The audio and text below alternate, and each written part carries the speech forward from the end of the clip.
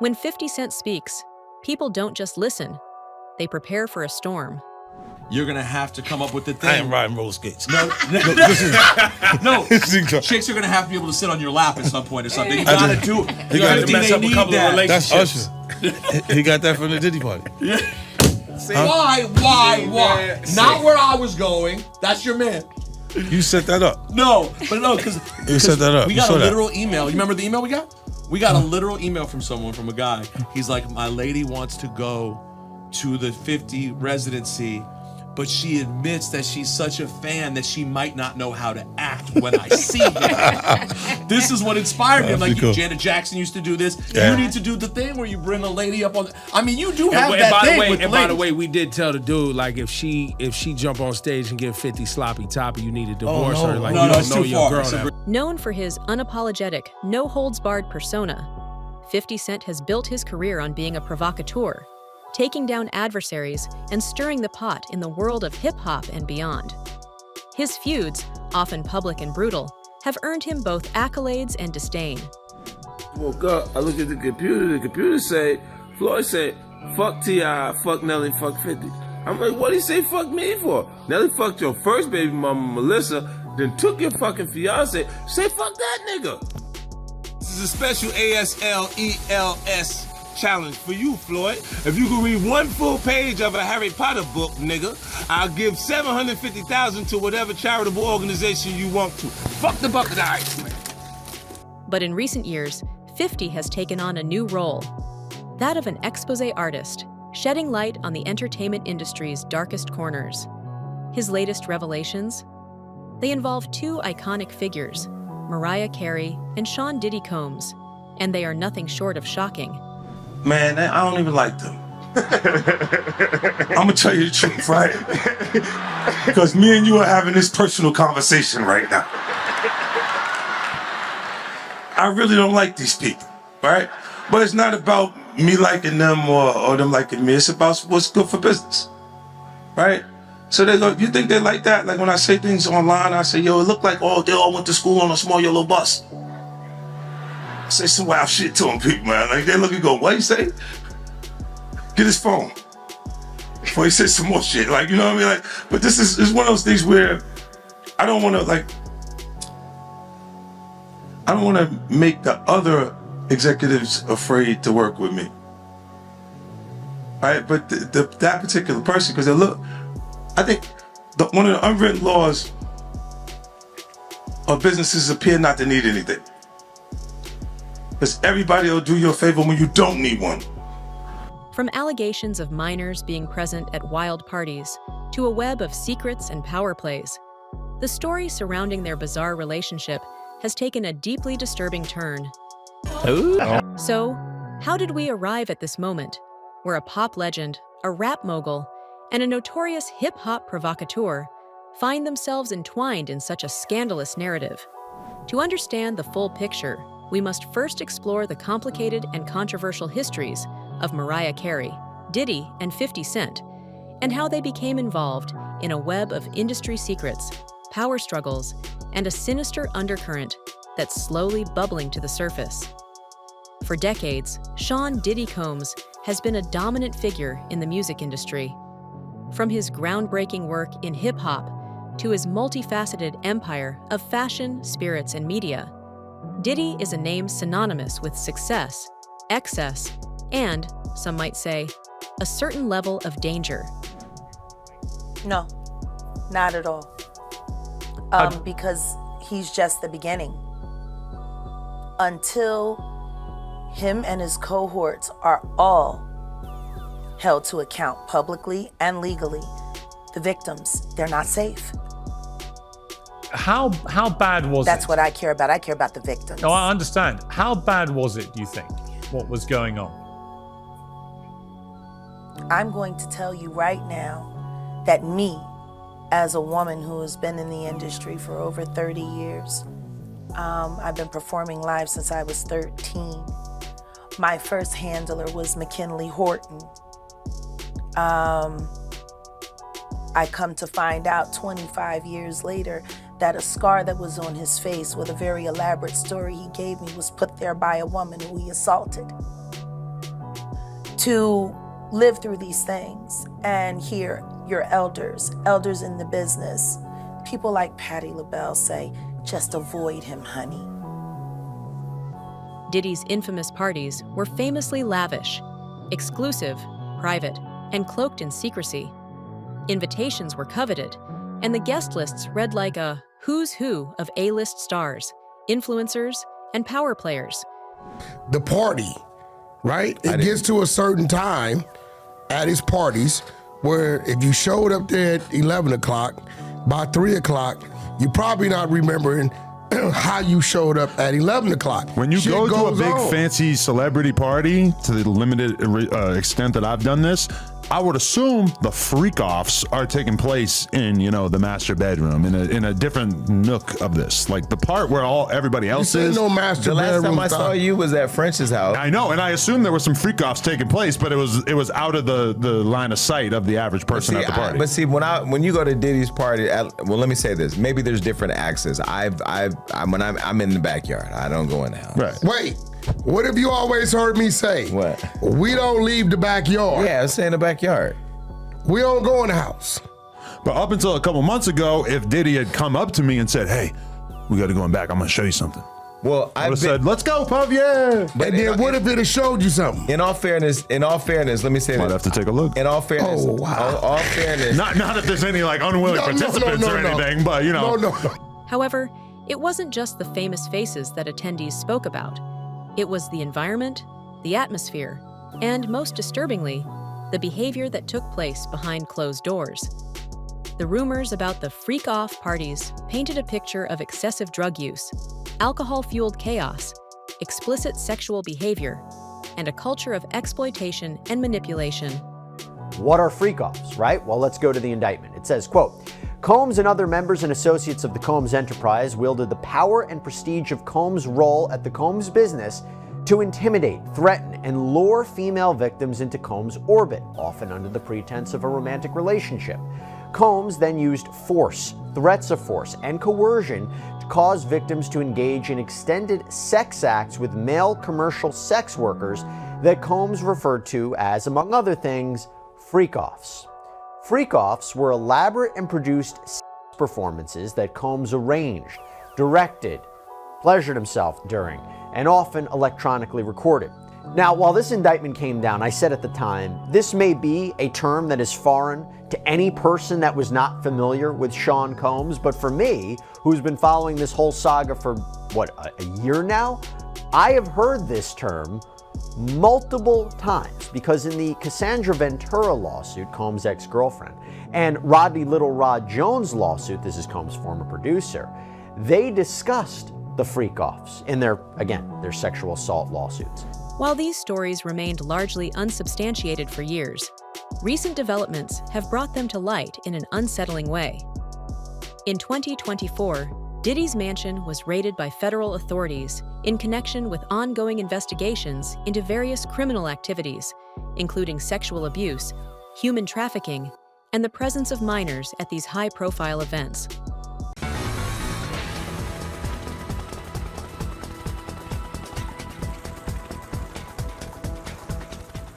Diddy's Los Angeles and Miami mansions raided by SWAT teams.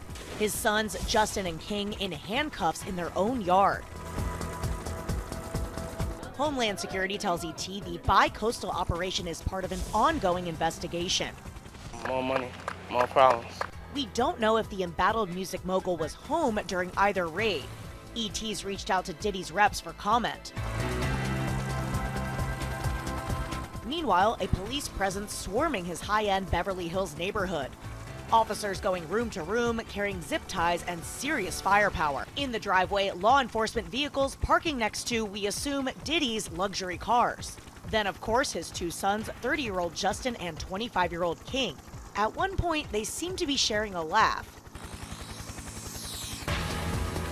It's also worth noting, Homeland Security tackles sex trafficking crimes, something Diddy was accused of in a lawsuit by his ex Cassie back in November. Lawsuits have poured in, with former attendees, partygoers, and victims speaking out about the horrors they witnessed during these gatherings. One of the most disturbing claims to emerge from the ongoing legal battles is that minors were allegedly present at Diddy's infamous parties. The accusations, first made public by Tanea Wallace, an aspiring singer, described the chilling sight of young girls dressed in provocative clothing and styled to resemble sexy Harajuku Barbies. When I see that, I'm like, what the? I was afraid to walk through. But I was still kind of being nosy. Once I seen little people, I said, I got to get the fuck up out of here. Okay, and that's probably the most explosive thing that you said in the Soft 100 Belly interview, because a bunch of people fucking doing drugs, who cares? But then you're like saying that there was basically underage people. Now, how underage are we talking? Like, obviously, like, teenagers. I'm not trying to have nobody come looking for me. Listen, little. I'm just trying to, because you're saying little, but you're kind of making it sound like you might be talking about midgets. But it's hard to imagine all these people. I would have said midgets then. Having this big freak off. It's hard to imagine that there's like kids involved in that. Nobody's going to say anything. That's crazy. That's like hard for us to kind of imagine. He's too rich. You got to understand. I looked at it like this. I didn't look at it like, oh, I need to tell somebody. I looked at it like, this is his house. So whatever he do, what can I say? That's like somebody coming to my house saying, I don't like what you got going on in your house. They may not like it, but they can't do nothing about it. But was this the moment when you were like, oh, okay, I'm gonna get the fuck out of here? Or were you already I was kind of confused because they were dressed up as the Harajuku Barbie. So I'm thinking like, oh, maybe it's a production going on. I don't know what that is. Wallace's testimony paints a vivid and unsettling image. A glamorous party, full of adults engaging in explicit behavior, while children, seemingly out of place, were part of the scene. Wallace's account suggests a deliberate effort to shield the minors from view, creating a sense of complicity among those present. The tension between the apparent normalcy of the event and the disturbing presence of underage guests is enough to send chills down anyone's spine. I'm seeing stuff that you see on the movies. This corner, this got going on. This corner, they over here doing this. This corner, they over there having sex. This corner, I'm just gonna say, because I don't know what I can say, because I'm not trying to be incriminating myself, but they were dressed up like little Harajuku Barbies. Like what? Little people, okay? We're not gonna say what type of little people, but like a fetish. And I'm looking like, what are they doing here? Like dressed up, little red lipstick, like they weren't supposed to be there. But I'm just looking like maybe it's some type of production going on. But why would they be at this party at 7 o'clock in the morning with grown people? Like why would they be here? So I was just like, okay, whatever. Like, but then when I'm looking in this corner, this person laid out, and I'm looking like, what's going on? Then I'm seeing like Instagram models or whatever. I'm like, oh, hey. So I'm kind of getting distracted, feeling like kind of comfortable. Like, she's here? Oh my gosh, she's here. And then I see P. Diddy, walking through the house like with his eyes on me. Like, like, is this, you see, like, are you agreeing with this? Even more disturbing are the allegations that go back decades. One particularly horrific claim involves a 13-year-old girl who was reportedly assaulted at an after-party following the 2000 MTV Video Music Awards. To Sean Diddy Combs, the music mogul is facing a series of new civil lawsuits, including allegations he sexually assaulted 2 teenagers. Our senior investigative correspondent, Aaron Katursky, has the details. Aaron, good morning. Good morning, Whit. This new batch of civil lawsuits accuses Sean Combs of drugging and sexually assaulting 7 more alleged victims. One of them says she was 13 at the time, and certain celebrities were there watching. This morning, a new civil lawsuit alleges Sean Diddy Combs sexually assaulted a then 13-year-old girl after the VMAs in the year 2000. We'll be back. Combs attended the award show with his then-girlfriend, Jennifer Lopez.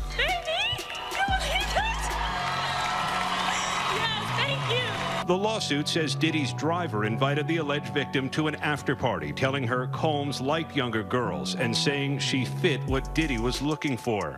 At the party, the lawsuit says the teen accepted a drink and went to lie down, feeling woozy and lightheaded. Combs allegedly grabbed the teen, saying, "You are ready to party."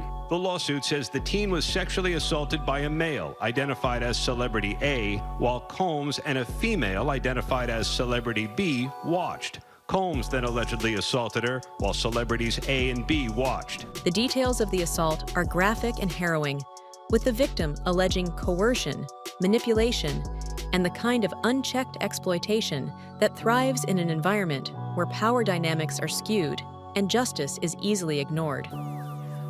My thoughts, Julie, are shots have been fired. This was absolutely an intentional use of words, the verbiage of celebrity A and celebrity B, and making it a woman and a man is putting Hollywood and the music industry and all celebrities on notice. I don't know why, of course, they're not revealing these names. There's probably the bigger picture in regard to the lawsuit, and then any criminal activity or criminal whatever they're working out behind closed doors, right? This is your wheelhouse. But as far as the entertainment side of this, I want to know who was standing there watching a 13-year-old incapacitated being raped. What celebrity are we celebrating right now? Was female celebrity or male celebrity that participated in this? This is where the bigger picture comes in, where you didn't do this alone. This took a tribe of people, disgusting people, that allowed this to go on for decades. And that is what I feel like is happening. Those were shots fired. That was a warning shot from this attorney on behalf of this woman who was 13 at the time. And it's only going to go deeper. These allegations, once only whispered about in industry circles, have now been thrust into the public eye with the mounting legal cases and testimonies that paint a portrait of an industry rife with corruption and systemic abuse. But where does Mariah Carey fit into this sordid tale? Well, it was really the main thing about that moment for me. And I talk about it in the book because what it is that just knowing there was somebody else out there that was like me, because I did feel so ambiguous and like such an outsider, and yet I was living my dream, but I didn't feel really connected to anybody. And I was in an abusive relationship, and I knew that it was over and it was only a matter of time, but he became a catalyst for me, because all my life when I was a little girl, I was like, one day maybe I'll meet somebody that's similar to me that won't not necessarily judge me, but yes, judge me, but look down upon me because they feel superior to me because I'm not one way or another enough for them. Because I hadn't met a man, certainly I hadn't met a man, or even a little boy when I was growing up that was the same in that way. Mariah Carey, the elusive and fiercely protective pop diva, is an icon whose public image is carefully curated. Yet, her association with Diddy has always been a point of curiosity. The two have been linked in both professional and personal capacities for years, though their relationship has never been fully explained. Puffy and Jermaine Dupri hosting a party. When I say this party is off the hook, shit off the hook. They hosting all night. It's crazy. It was good times. Until Suge Knight walked in. You know what I'm saying? DJ Suge Knight's in the building, death row. And you could see the door, especially where we was at. So you could see the door, and you seeing this crew come in, but all with Scully's on. Remember, you're in Arizona, it's fucking hot. Scully's on, coming in. And you knew it was Suge. Suge Knight's in the building, death row. And you're like, okay, Suge in the building. You ain't hear no more hosting, man. Look on stage, these guys is gone, man. Gone. When I say gone, gone. It's like, damn, Suge is really, motherfuckers be running from Suge, seriously, man. A lot of people happy he's gone in jail, this and that, but motherfuckers used to be running from Suge, and that's what happened that night. It was crazy. Jermaine Dupri, Diddy, they was gone after that. Once Suge came in the building, they was gone. And Suge the type, when he come in, he's approaching people. That same night, I seen he got Mariah. You could tell she looking like she ain't got no business talking with Suge, and he over there asking her, whatever it is, it's like, look at this guy, he just intimidating, man. You know what I'm saying? That's the type of person he was. Wait a minute, you seen him talking to Mariah Carey? Yeah. What? And she looked scared? Yeah. To understand how these two became connected, we have to go back to the 1990s. At that time, Mariah was married to Tommy Mottola, a powerful music executive with whom she had a tumultuous and highly scrutinized relationship. So, Fifth, man, y'all can take y'all seats now. Before we start, how does this feel, right? Just to actually see this is a room of 10, 12,000 black people that's here to empower themselves, learn about entrepreneurship. How does this feel to actually see this? This is amazing. Just to see so many people here within the entrepreneur spirit, you know, that I have a disease, right? It's called ambition. I contracted it from not having. All right, and I'm just gonna always be going through an endless tunnel because I'll accomplish something and then I want to do something different. My idea will change or something. Now my ideas are getting so big that it's changing even how how I can deliver things. I have to be conscious of what I'm saying or what I'm doing because the idea is going to disrupt my idea. Like a lot of the music. Mottola was reportedly controlling and manipulative, and their marriage was marked by allegations of abuse and racism. I was very, as you know, sequestered when I first started out, and if I was just allowed to be young and with a young boyfriend who's also a star, and you know you're working and you're both, I don't know what goes on, you know what I mean? So it's like I wasn't really allowed out of the house, so I can't imagine what she went through. So you've never been abused like that? Ever been hit by anyone? Anyone ever abused you? Abuse has several categories. You've been emotionally abused? Emotionally, mentally. Why is it hard to get out of it?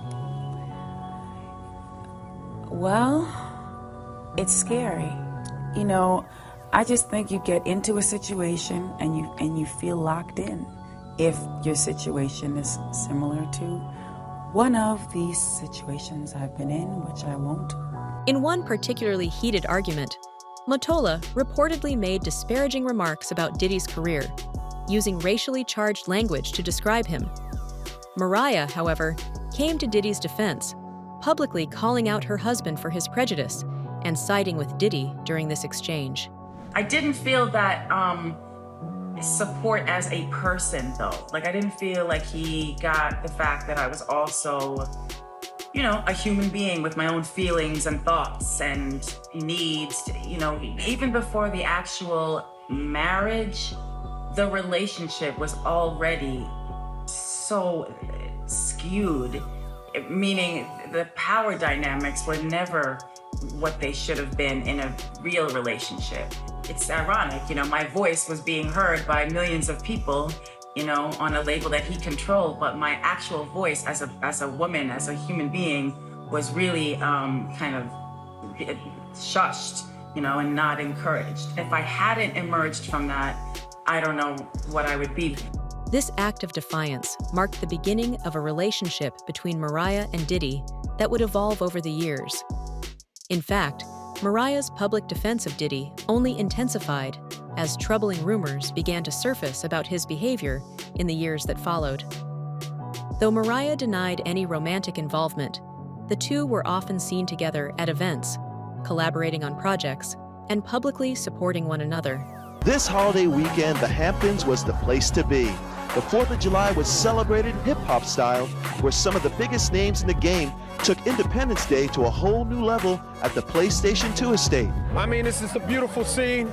You know how big it is, baby. It's a beautiful thing. It's huge. The holiday weekend kicked off with heiress Paris Hilton launching her new record label and album, Paris is Burning. Then the party heat went way up at Jay-Z's party for his new S. Carter tennis shoe. You're wearing them right now. And they look smooth. I mean, they're not even forced or anything. That's not forced. That's just, it just happens like that, right? And for the 6th year, P. Diddy held his annual white party. By now, the social event of the summer in the Hamptons. But this time, it wasn't just a party. There was a message, too. Vote or die in 2004, y'all. Vote or die. Diddy announced his Citizen Change campaign, which he and Russell Simmons hope will get young people to the polls. This initiative that he's going to take on is going to actually help to pick the president. And I think that young people love and respect and trust Puffy, certainly more than they do George Bush. But as the revelations about Diddy's freak-off parties and the presence of minors began to emerge, Mariah's ties to Diddy became harder to ignore.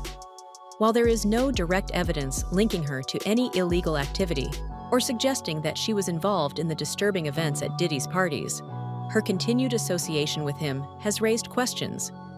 Could Mariah have been aware of these activities? And if so, why did she continue to support him? Was she actively involved?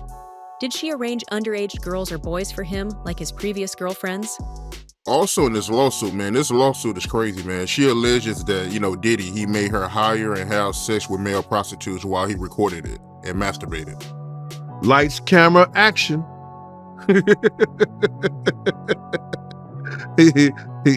he do it all.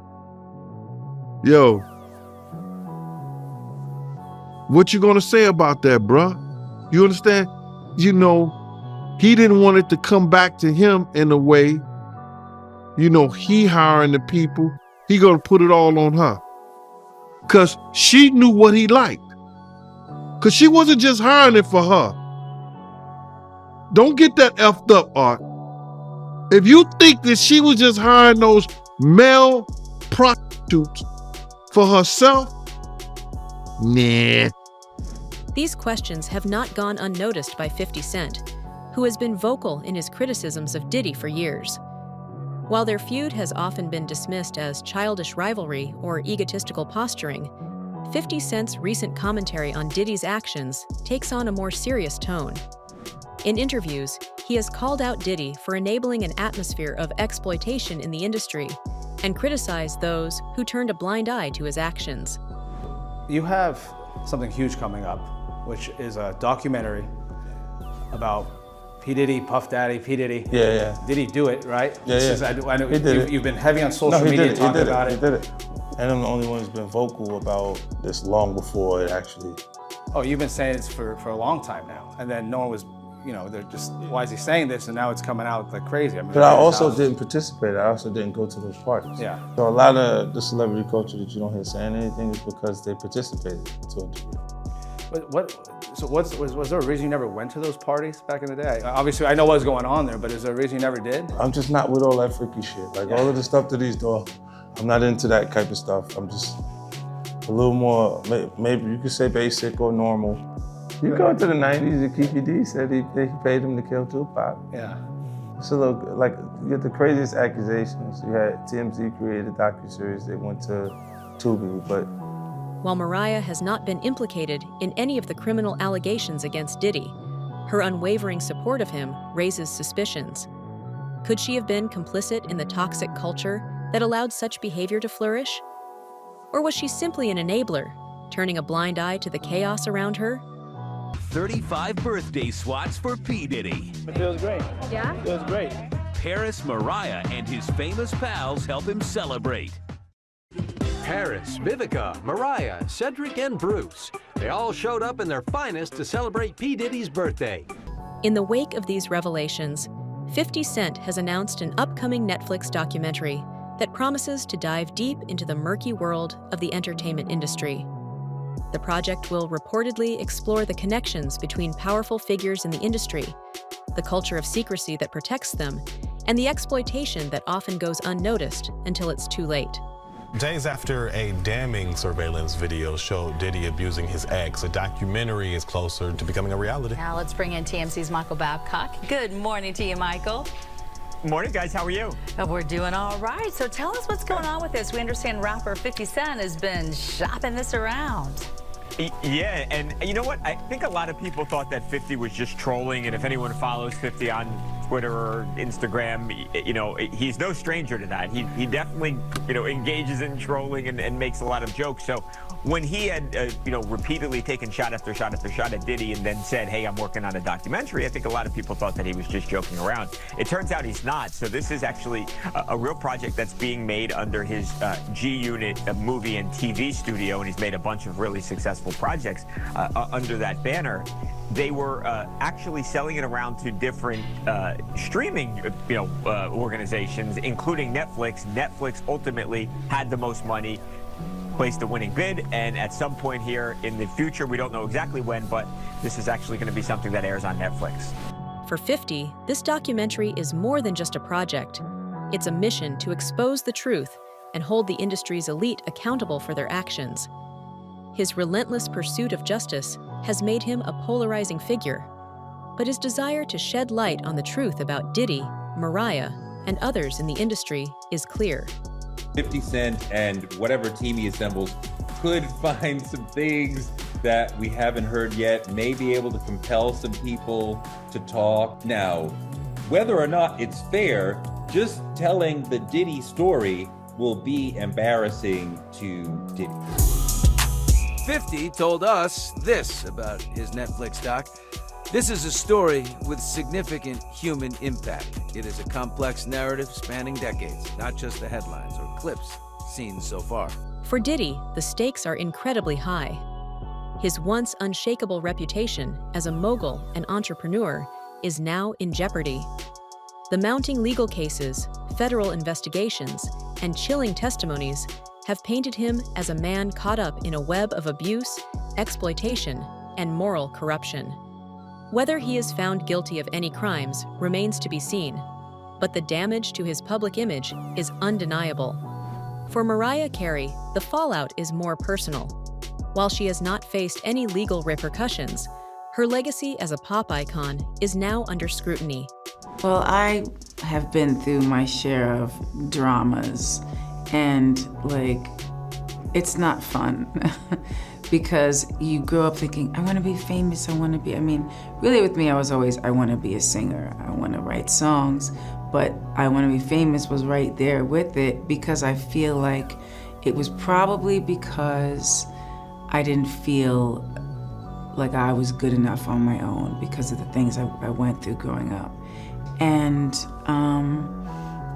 that's not a good way to feel, But my advice would be try your hardest to go into this industry with a love of your talent or what's really real for you.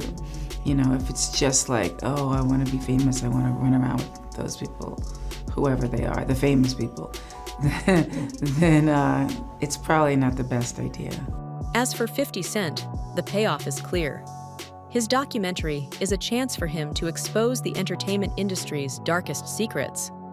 But more than that, it is an opportunity to hold powerful figures accountable for their actions, no matter how untouchable they seem.